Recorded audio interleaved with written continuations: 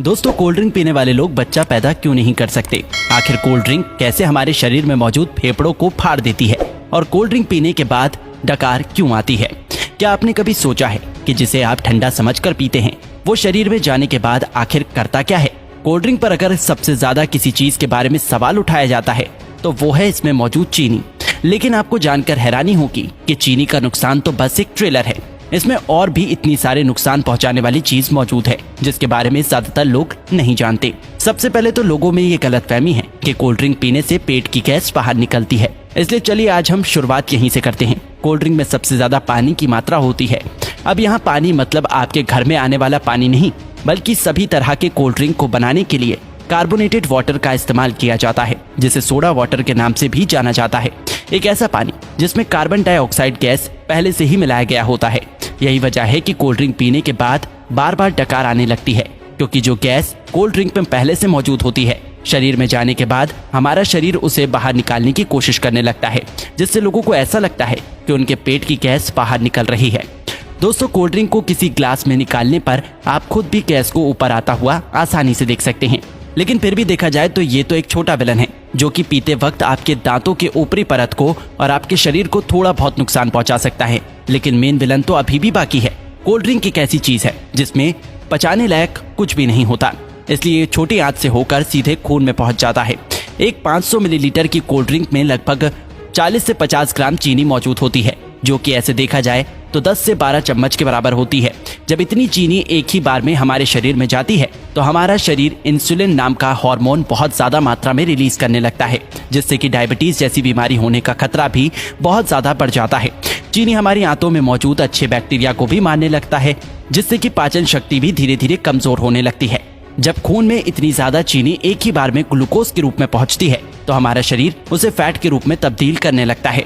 जब ये फैट हमारे लिवर में जमा होता है तो फैटी लिवर जैसी बीमारी और शरीर के दूसरे हिस्से में जमा होने पर व्यक्ति मोटापे का शिकार होने लगता है। लेकिन जिस तरह छोटी सी कोल्ड ड्रिंक की बोतल में 10 से 12 चम्मच के बराबर चीनी मौजूद होती है, अगर इतनी चीनी का कोई व्यक्ति एक ही बार में इस्तेमाल करता है तो उसे घबराहट सी महसूस होने लगती है।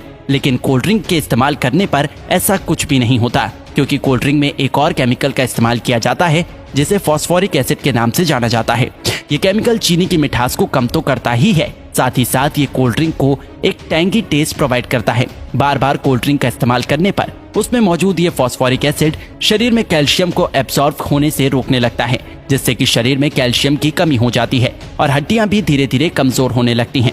कोल्ड ड्रिंक में कार्बोनिक एसिड, सिट्रिक एसिड और फॉस्फोरिक एसिड ये तीनों ही मौजूद होते हैं, जो कि आपस में मिलकर एक स्ट्रॉन्ग एसिड बनाता है। इसलिए इसे पीते वक्त ये दांतों के संपर्क में आने पर धीरे धीरे उसकी ऊपरी परत को कमजोर करने लगता है और इसकी कहानी यही खत्म नहीं होती।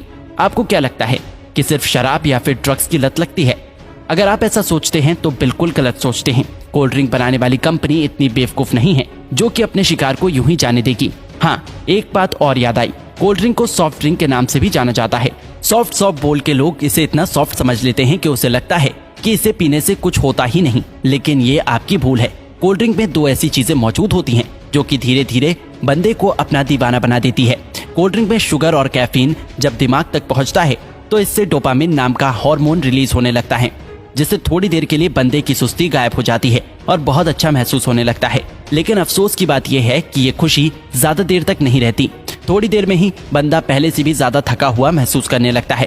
फिर थोड़ी देर की खुशी पाने के लिए बंदे को बार बार कोल्ड ड्रिंक पीने के लिए मोटिवेट करने लगता है और इस तरह धीरे धीरे अच्छा खासा इंसान कोल्ड ड्रिंक की लत का शिकार हो जाता है।